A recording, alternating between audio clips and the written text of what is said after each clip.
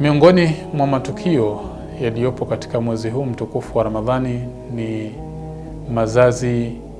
ya al-Imam al-Hasan alayhi salam, ambaye yeye ni imamu wetu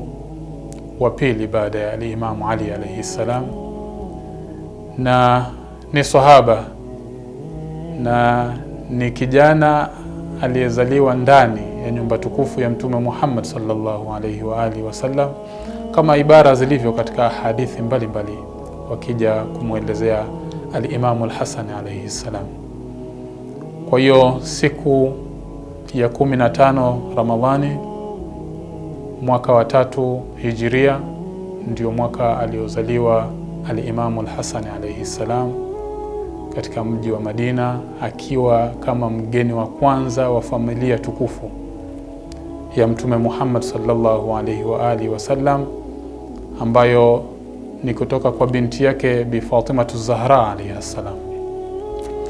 Kwa hiyo mtoto wa kwanza ambaye alikuwa anapokewa siku kama hii,